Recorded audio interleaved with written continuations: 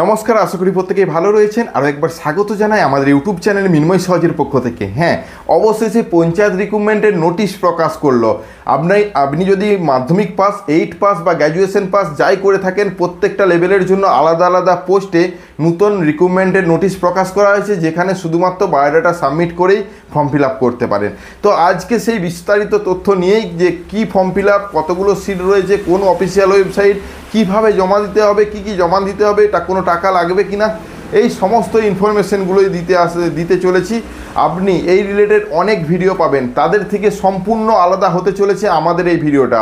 কারণ কি, অনেক ভিডিও পাবেন যেখানে লাস্টে অন্যরকম কথা বলা হচ্ছে। তো সেই রকমই আমরাও নতুন এই রিক্রুটমেন্টের নোটিশে বিস্তারিত তথ্য আলোচনা করব। অবশ্যই একটাই অনুরোধ, ভিডিওটাকে স্কিপ না করে লাস্ট পর্যন্ত দেখবেন। যদি কিছু কমেন্ট করার দরকার থাকে অবশ্যই লাস্ট পর্যন্ত দেখে তবেই কমেন্ট করবেন। হ্যাঁ, যদি আমাদের চ্যানেলে নতুন আসছেন চ্যানেলটাকে সাবস্ক্রাইব করবেন, পাশের দেওয়া বেল আইকনটা ক্লিক করতে ভুলবেন না পরবর্তী নোটিফিকেশন পাওয়ার জন্য। আর যারা অলরেডি সাবস্ক্রাইব করে আমাদেরকে সাপোর্ট করছেন অসংখ্য ধন্যবাদ। এই সম্পূর্ণ রিক্রুটমেন্টের প্রক্রিয়াটা দেখার জন্য সরাসরি অফিসিয়াল ওয়েবসাইট অফিসিয়াল নোটিশে চলে যায় এবং যেখানে ফর্মটা রয়েছে ফর্ম ফিল আপ করার তথ্য নিয়ে একদম সরাসরি স্ক্রিনের মধ্যে চলুন। পঞ্চায়েত রিক্রুটমেন্ট চারিদিক থেকে খবর পাচ্ছেন। পঞ্চায়েতে চুক্তিভিত্তিতে নিয়োগ করা হচ্ছে ক্লাস 8 থেকে একদম গ্র্যাজুয়েশন পাস পর্যন্ত। তাছাড়া কিছু কিছু ক্ষেত্রে এটা বলা হচ্ছে যে কোনো এনজিও সংস্থার মাধ্যমে কোনো কিছু গণনা করা হবে, সেই জন্য কিন্তু রিক্রুটমেন্টের নোটিশ প্রকাশ করা হয়েছে। তো আজকে যে বিষয়টা নিয়ে আলোচনা করব, রিক্রুটমেন্টের ফর্ম ফিল আপ কীভাবে করবেন এবং কি কি পদ্ধতি রয়েছে।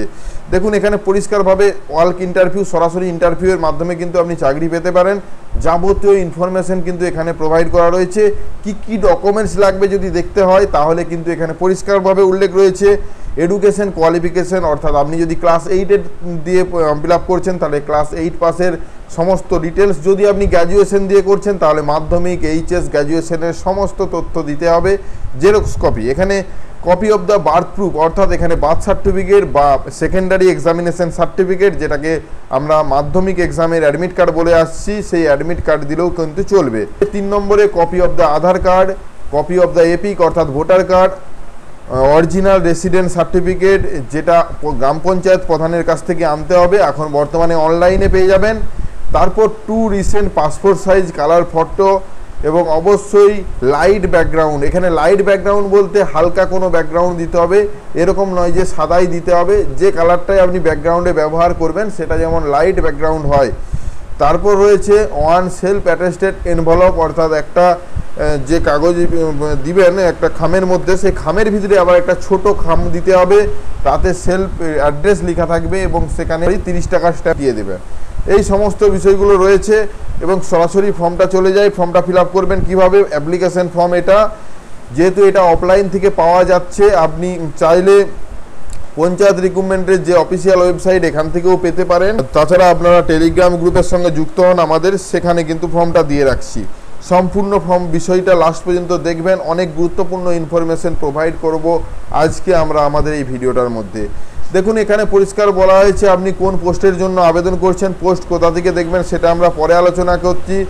ক্যান্ডিডেট গিভেন বিলো অর্ডার পর নাম দিতে হবে ক্যান্ডিডেটের ব্লক লেটারে, বাবার নাম অবশ্যই সবগুলো ব্লক লেটারে লেখার চেষ্টা করবেন। সাইড দিকে একটা সুন্দর কালার ছবি এখানে চিটিয়ে দিবেন। ডেট অফ বার্থ আপনি লিখবেন 1/1/2025 হিসাবে। আপনার বয়স কত সেটা এজ ক্যালকুলেশন অ্যাপসে দিয়ে আপনি সরাসরি যদি গুগলে এজ ক্যালকুলেশন বলে লিখেন তাহলে কিন্তু আজকের ডেটে, অর্থাৎ এখানে 1/1/2025 বলা হয়েছে, এখানে কিন্তু আজকের ডেট থাকবে।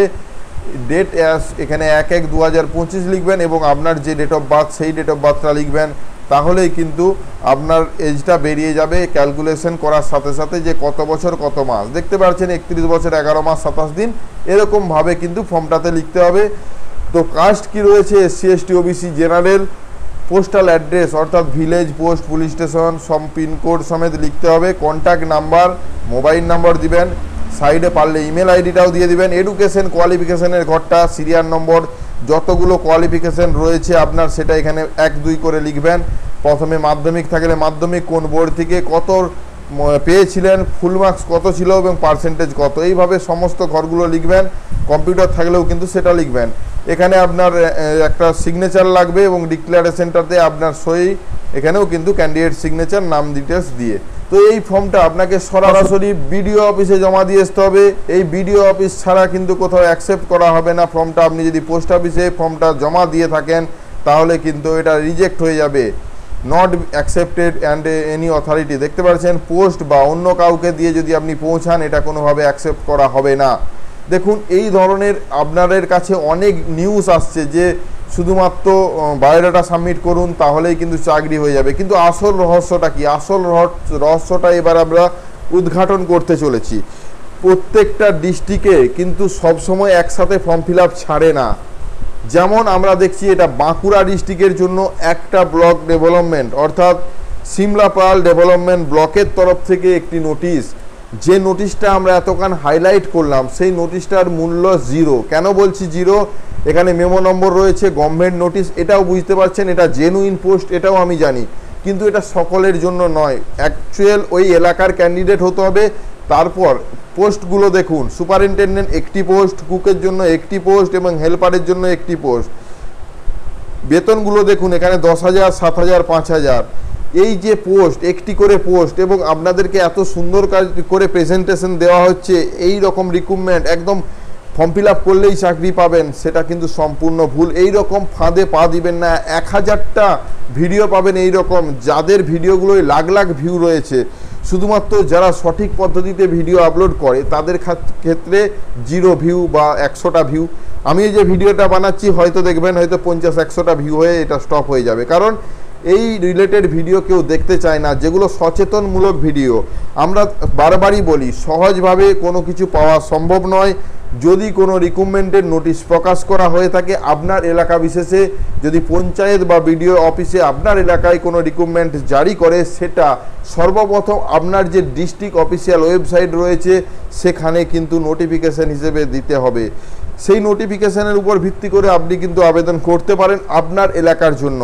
এগুলো কোনো নির্দিষ্ট এলাকা বিশেষে ফর্ম ফিল আপ বেরিয়ে থাকে, যেই ফর্ম ফিল আপগুলো হাইলাইট হয় আপনাদের সামনে, এবং আপনারাও ভাবেন যে আপনার এলাকাতেও নির্দিষ্ট তারিখও দেওয়া রয়েছে, 31 তারিখের মধ্যে এই ফর্মটা জমা দিতে পারবেন। যদিও এই ফর্মটা বলা হয়েছে 21/5/2025 থেকে 31/5/2025-এর মধ্যে জমা দিতে পারবেন, অর্থাৎ একদম শর্ট টাইমের মধ্যে।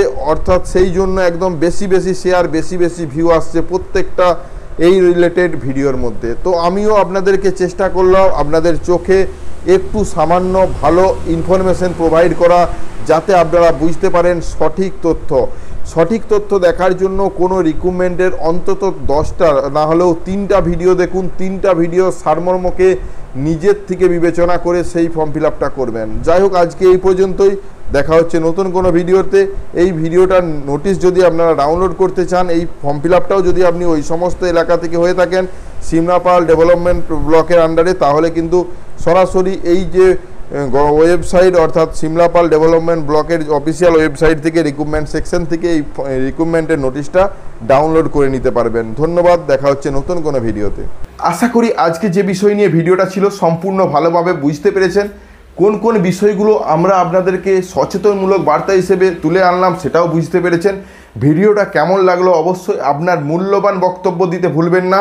আর যদি কিছু জানার থাকে অবশ্যই কমেন্ট করে জানাবেন। আর আপনি যদি আমাদের চ্যানেলে নতুন আসছেন, চ্যানেলটাকে অবশ্যই সাবস্ক্রাইব করবেন। পাশের দেওয়া যে বেল আইকনটা রয়েছে সেটাতেও ক্লিক করে রাখুন, যাতে আমরা ভিডিও দেওয়ার সাথে সাথে আপনার কাছে পৌঁছায়। আর যারা অলরেডি সাবস্ক্রাইব করে আমাদেরকে সাপোর্ট করছেন অসংখ্য ধন্যবাদ। এভাবেই পাশে থাকবেন। দেখা হচ্ছে নতুন কোনো ভিডিও নিয়ে। ধন্যবাদ।